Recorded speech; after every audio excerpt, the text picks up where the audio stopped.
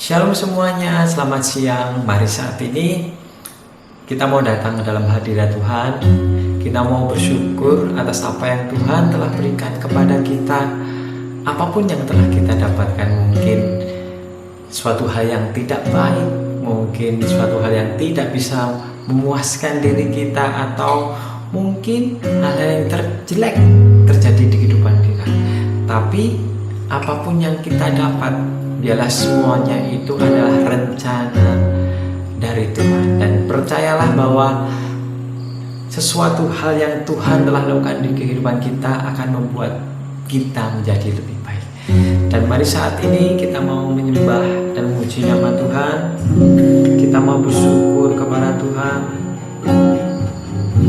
Biarlah kasih Tuhan memenuhi hati kita, jiwa kita, dan tubuh kita. Amin Yesus, amin Tuhan.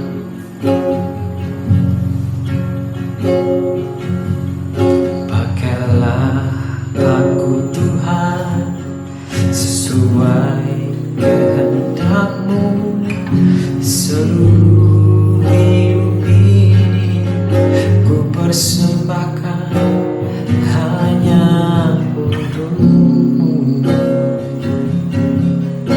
Murnikan aku Tuhan dengan api surgawi untuk bencana ini sesuai kehendak-Mu. Lebih dari emas, lebih dari permata, Kau buatku berharga di mata-Mu, Yesus. Agung dan mulia panggilan surgawi, menjadi terang kasih-Mu Tuhan. Pakailah aku Tuhan sesuai kehendak-Mu, hidup ini ku persembahkan hanya padamu. Murnikan aku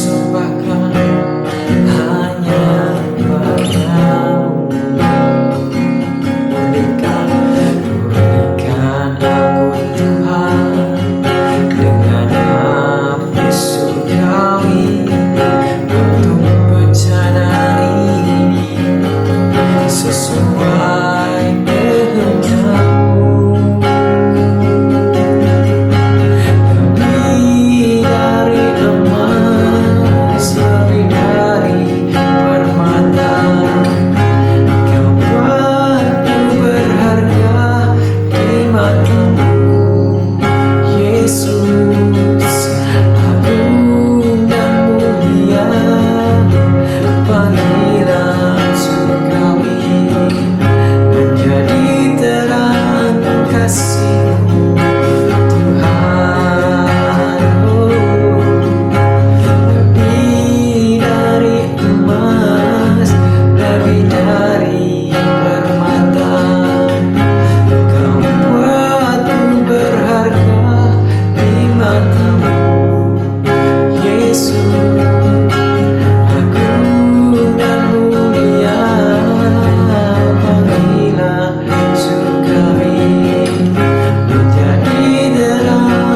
kasih-Mu Tuhan. Lebih dari emas, lebih dari permata, Kau buatku berharga di mata-Mu, Yesus. Agung dan mulia panggilan surgawi, menjadi terang kasih-Mu Tuhan. Lebih dari emas, lebih dari permata, Kau buatku berharga di mata-Mu, Yesus. Agung dan mulia panggilan surgawi, menjadi terang kasih-Mu Tuhan. Lebih dari emas, lebih dari permata, Kau buatku berharga di mata-Mu, Yesus.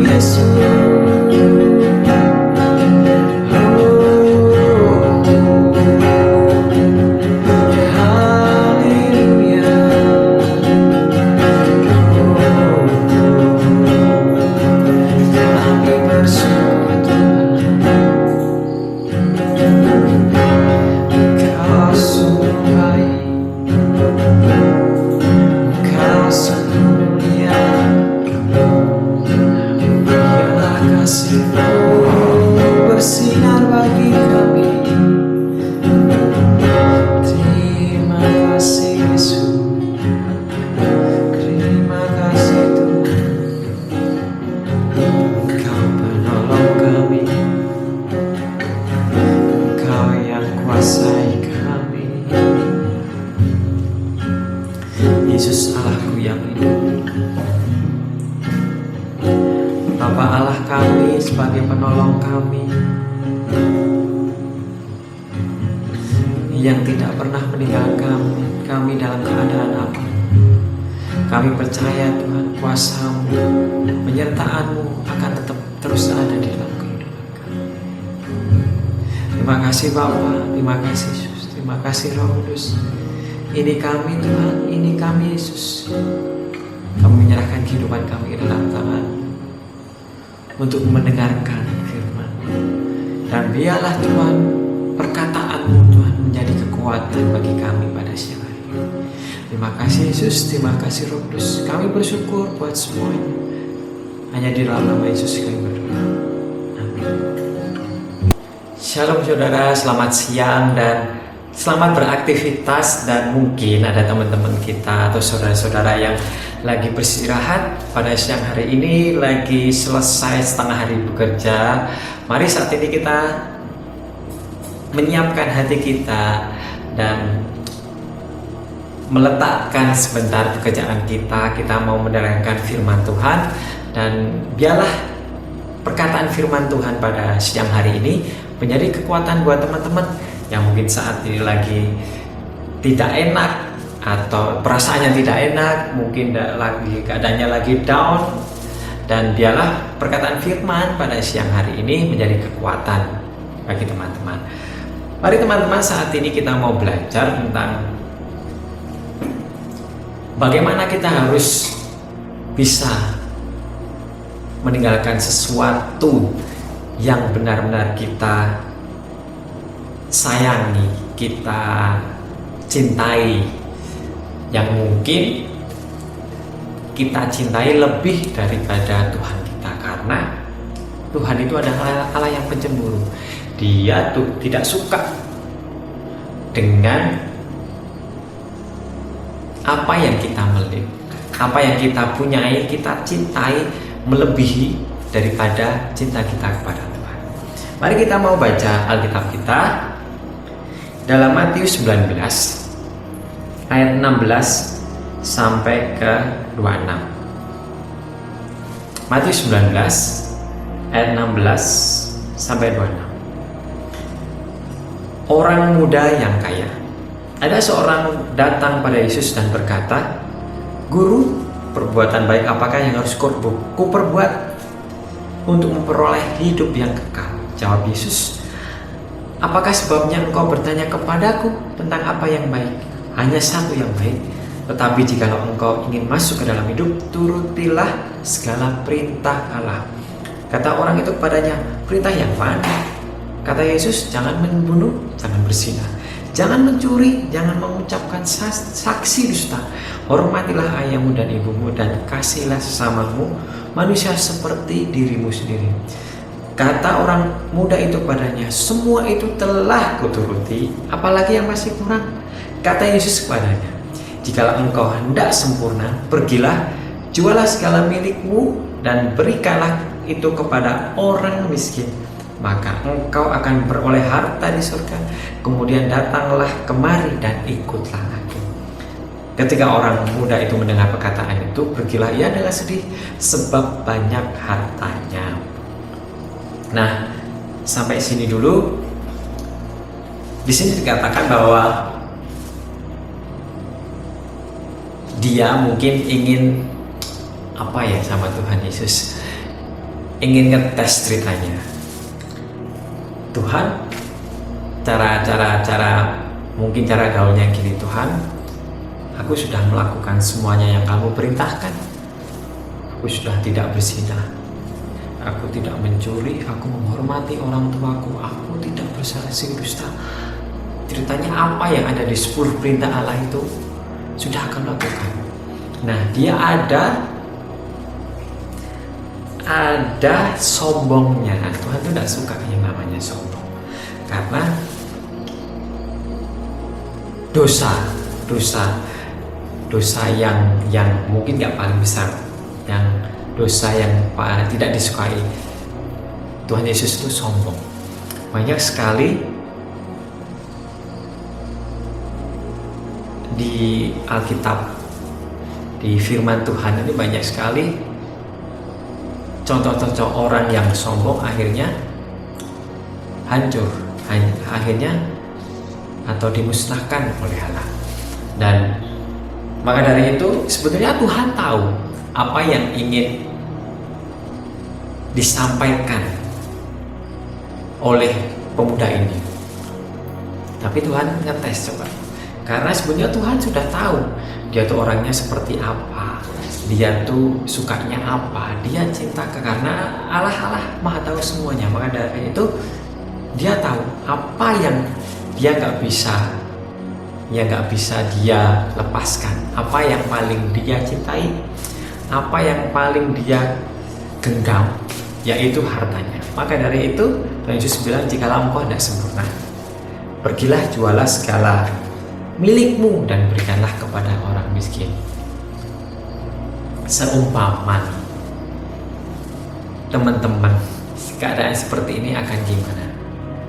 Mungkin gini, Tuhan Yesus tuh pengen, bukan berarti kita mempunyai harta, mungkin kita mempunyai harta yang banyak, atau kita mempunyai itulah harta yang banyak, kita punya segalanya, terus suruh jual semuanya, terus kita hidup miskin, hidup merana. Bukan seperti itu. Tetapi Tuhan pengen kita tidak usah terlalu memegang, kita tidak usah terlalu mencintai apa yang kita miliki. Salah satunya kalau contohnya di sini harta. Jadi Tuhan tidak senang karena Tuhan firman Tuhan pernah bilang bahwa Allah itu Allah yang penyembuh. Dia tidak suka didoain. Dia tidak suka orang mencintai atau lebih lagi menjadikan barang yang ada di dunia ini menjadi berhala. Nah, Tuhan paling tidak suka. Maka dari itu, mungkin teman-teman yang di sini punya sesuatu atau punya, bukan hanya barang ya, mungkin hobi, mungkin punya pacar, suami, istri, anak, boleh. Emang seharusnya kita mengasihi, kita mencintai istri, anak kita menyayangi orang tua kita kalau punya barang ya dipelihara supaya barang itu tetap menjadi awet, bagus dan tidak rusak. Tetapi kita tidak boleh benar-benar barang tersebut, suami, istri, anak, orang tua, ataupun hobi kita menjadi nomor satu di dalam kehidupan kita. Terkadang ada orang seperti itu, lupa beribadah cuman karena melakukan hobinya, lupa beribadah dalam arti bukan hanya ke gereja hari Sabtu Minggu, tapi mungkin melupakan hubungan dia dengan Tuhan, hubungan kita dengan Tuhan. Kita melupakan waktu-waktu doa kita melupakan hubungan kita sama Tuhan, membaca firman. Karena mungkin kita sudah pulang kerja capek dan gak punya tenaga lagi, pulang tidur udah gitu terus tiap harinya. Atau mungkin kita mau membaca firman tapi kita malah melakukan hobi kita. Nah, di situ Allah tidak suka. Maka dari itu, jika kita mencintai sesuatu dengan lebih, suatu saat Tuhan pasti akan menghukumnya. Karena Tuhan Allah yang menyembur. Dan maka dari itu, Yesus berkata sama ayat selanjutnya, Yesus berkata kepada murid-Muridnya, Aku berkata kepadamu, sesungguhnya sukar sekali bagi seorang kaya untuk masuk ke dalam kerajaan surga. Sekali lagi aku berkata kepadamu, lebih mudah seekor unta masuk melalui lubang jarum daripada seorang kaya masuk ke dalam kerajaan surga, kerajaan Allah. Orang yang kaya biasanya dia tidak ada waktu. Biasanya, saya tidak bilang tidak semuanya, tapi biasanya tidak ada waktu untuk keluarga, tidak ada waktu untuk beribadah. Karena orang kaya hanya fokus kepada hartanya, kepada uangnya, kepada pekerjaannya, kepada tujuannya. Tujuannya yaitu kepada harta, menumpuk harta terus menerus. Tuhan bilang, orang kaya seperti seekor unta masuk ke dalam lubang jarum. Itu mustahil. Itu mustahil. Tapi ayat selanjutnya, ketika murid-murid mendengar itu, sangat gemparlah mereka dan berkata, jika demikian, siapakah yang dapat diselamatkan? Yesus memandang mereka dan berkata, bagi manusia hal ini tidak mungkin, tetapi bagi Allah sesuatu mungkin. Maka dari itu, Tuhan datang ke dalam dunia ini. Tuhan datang ke dalam dunia ini dan dia mati di kayu salib. Untuk apa? Untuk menebus dosa-dosa manusia. Salah satunya ini, orang kaya yang selalu mementingkan hartanya, yang tidak pernah fokus kepada Tuhan, hanya fokus kepada hartanya. Bukan hanya orang kaya saja, tetapi orang yang sangat mencintai benda, mencintai sesosok pribadi yang melebihi daripada Tuhan Allah pencipta kita. Maka dari itu teman-teman, mungkin teman-teman pernah merasakan bahwa aku kehilangan sesuatu yang benar-benar aku cintai.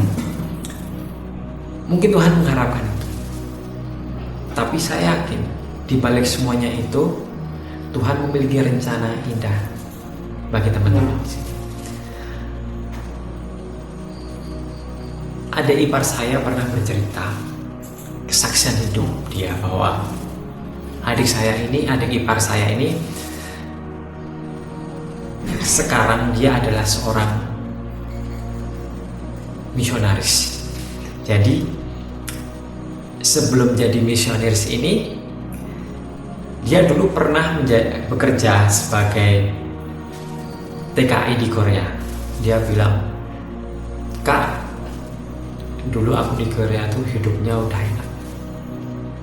Aku sudah kerja, gajinya dia bilang hampir 30 juta tiap bulan. Sudah kerja, pelayanan sudah mapan, sudah enak pokoknya udah. Semua orang bilang di sana, bilang waktu dia memutuskan untuk kembali karena Tuhan bilang bahwa kamu harus kembali ke Indonesia. Kamu harus memberitakan Injil di Indonesia. Pada waktu itu teman-teman semua bilang, udah berangkat sama aja. Pelayanan di sini di Korea kan sama aja pelayanan. Gajimu udah banyak. Sini juga udah pelayanan. Buat apa lagi pulang ke Indonesia? Tapi dalam hati kecil adik ipar saya dan Roh Kudus bilang bahwa enggak, kamu harus tetap pulang ke Indonesia untuk memberitakan Injil. Dan setelah dia pulang ke Indonesia, sebelum dia untuk mengabarkan Injil, jadi misionaris, dia bilang, Kak, emang Tuhan membuat aku dari nol lagi. Setelah apa yang ku dapatkan di Korea, semuanya habis. Dan mungkin memang Tuhan mau seperti itu. Dia mau membentuk aku dari nol. Dia mau merubah, menjadikan aku tidak ketergantungan dengan harta yang sudah aku kumpulin, yang sudah aku tabung. Tapi memang Tuhan suruh aku benar fokus kepada Tuhan untuk visi misi sebagai misionaris. Kadang seperti itu saudara, Tuhan mempunyai rencana yang indah di dalam kehidupan kita. Sesuatu yang mungkin sudah kita kumpulkan, atau sesuatu yang sudah kita bangun dari lama, akhirnya Tuhan ambil. Karena mungkin kita menggunakan harta tersebut, kita menggunakan benda tersebut tidak sesuai atau tidak untuk kemuliaan nama Tuhan, makanya Tuhan ambil. Maka dari itu kita bisa belajar dari sini bahwa biarlah sesuatu apa yang kita punya saat ini kita kembalikan semuanya kepada Tuhan. Jika kita mempunyai harta yang banyak, gunakan harta itu untuk kemuliaan nama Tuhan. Jika teman-teman punya hobi, gunakanlah semuanya untuk kemuliaan nama Tuhan. Pekerjaan, dalam membina keluarga, apapun itu, gunakanlah semuanya untuk kemuliaan nama Tuhan. Tuhan pasti akan lindungi dan Tuhan pasti akan jaga, biar semuanya menjadi awet dan menjadi berkat, bukan hanya buat saudara-saudara, tetapi untuk lingkungan sekitar, untuk orang banyak. Nah, maka dari itu saat ini kita mau bersyukur kepada Tuhan bahwa biarlah Tuhan, kami lahir ke dunia ini tidak membawa apa-apa, dan saat kami hidup mungkin Engkau memberkati kami banyak sekali, Engkau memberikan kami banyak berkat. Maka dari itu Tuhan, kami ingin mengembalikan semuanya untuk kemuliaan nama-Mu. Karena saat kami datang ke dunia ini tidak membawa apa-apa, dan kami kembali ke pangkuan Engkau, ke dalam kerajaan surga, dan tidak akan membawa apa-apa. Maka dari itu Tuhan, segala apa yang kami punya Tuhan, biarlah kami serahkan semuanya ke dalam tangan. Dan kami percaya Tuhan, apabila kami melakukannya itu, apa yang kami punya bisa menjadi berdampak buat banyak orang. Terima kasih Bapa, terima kasih Yesus, terima kasih Roh Kudus. Biarlah firman-Mu menjadi kekuatan, menjadi harapan bagi kami. Terima kasih Bapa, Roh Kudus-Mu Tuhan melindungi kami saat kami mau bekerja pada saat ini. Terima kasih Bapa, kami menyerahkan semuanya ke dalam tangan. Rencana kami, biarlah rencana-Mu yang terjadi.